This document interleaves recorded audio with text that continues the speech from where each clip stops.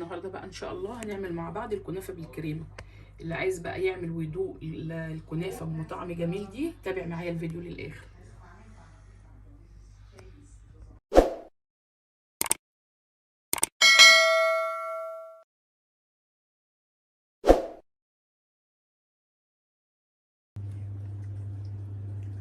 بسم الله الرحمن الرحيم. دلوقتي اول حاجه نبدا بيها شربات الكنافه. دول كوبايتين سكر وكوبايه ميه، وده باكو فانيليا. الاول هنحط كوبايتين السكر زي ما انتم شايفين كده. بسم الله الرحمن الرحيم.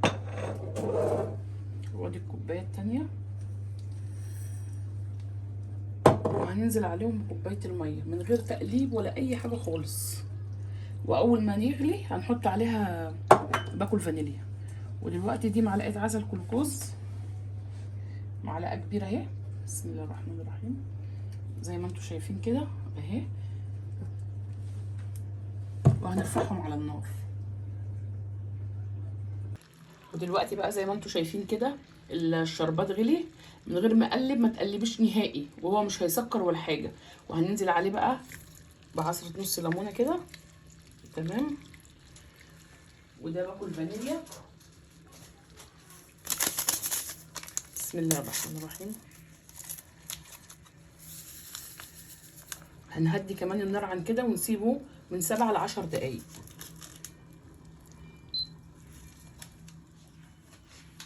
ودلوقتي بقى زي ما انتم شايفين الكنافه ضربناها كويس جدا في الكبه بعد ما طلعتها من الفريزر.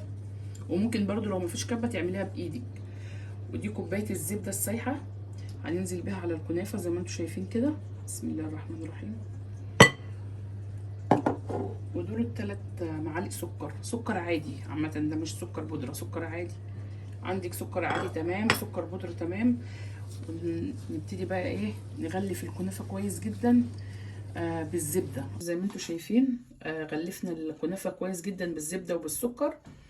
ودلوقتي برضو غلفت الصينيه كويس جدا بالزبده. وهننزل بالكنافه بقى. بسم الله الرحمن الرحيم. نعمل لها بقى حرف، علشان لما نعمل لها حرف كريمه ما تطلعش بره وتستوي. ودلوقتي زي ما انتم شايفين كده الكنافه ضغطنا عليها كويس جدا. دول 3 كوبايات لبن عشان نبدا نعمل الكريمه. ودول معلقتين دقيق هننزل بيهم. بسم الله الرحمن الرحيم. ودول معلقتين نشا. ما بحبش احط نشا بس على اساس ما بيبقى طعم النشا بس باين قوي، انما انا بحط 2 دقيق على 2 نشا. ودي معلقه لبن بودره، ودي معلقه كريم شانتيه. تمام. نقلب بقى كويس جدا، اهم حاجه عشان مش عايزين يبقى فيها تكتلات. على البارد كده نقلب الاول، وبعد ما نقلبها كويس جدا نرفعها على النار. ودلوقتي بقى زي ما انتم شايفين كده بعد ما رفعناها على النار قلبنا، بدنا التقليب مستمر. بس ما شاء الله بقت عامله ازاي، عامله زي القشطه بالظبط. وخلاص كده هي. نجيب بقى باكو فانيليا، هي كده خلاص استوت. ننزل بيها بقى كده، تدي ريحه برضو جميله. بسم الله الرحمن الرحيم. ريحه الفانيليا خطيره مع الكريمه روعه. كده تمام كده خلاص. ننزل بيها بقى على الكنافه وهي سخنه زي ما احنا شايفين كده.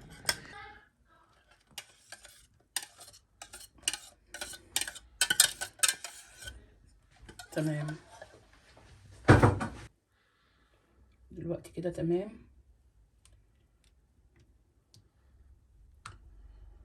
هنسويها ونسيبها بقى لما تبرد خالص.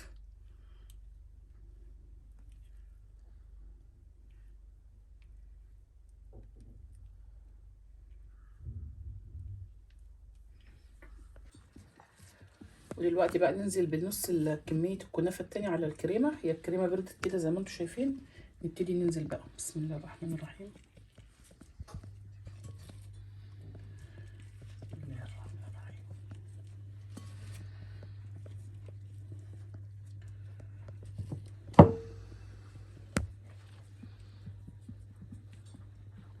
ونضغط بقى براحتنا على اساس ان احنا سيبناها تبرد.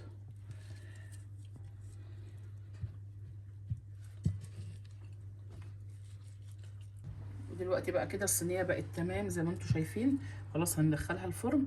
بس قبل ما تدخلوها لو في بقى زبده لو في كنافه نمسحها كويس جدا عشان الحاجات دي ما تتحرقش. ويلا بينا بقى ندخلها الفرن. ودلوقتي بقى زي ما انتم شايفين ما شاء الله الصينيه طلعت من الفرن. هنسقيها بقى بالشربات دلوقتي. والشربات اهو بعد ما برد خالص تقيل وعامل ازاي، علشان الكنافه بتحب الشربات تقيل بارد. ونقول بسم الله الرحمن الرحيم.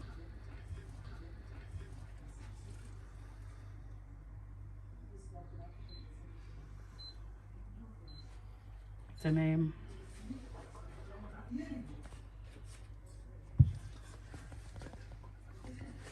كنافه تبقى سخنه طبعا اول ما تطلع من الفرن، والشربات بيبقى بارد. ودلوقتي بقى يا جماعه زي ما انتم شايفين اول خرطه تطلع اهي، رغم ان احنا ما استنيناش لما تبرد، هي سخنه كده وكلهم بقى مستنيين ياكلوا الكنافه الجميله اللي ريحتها قلب البيت كله، ريحتها خطيره.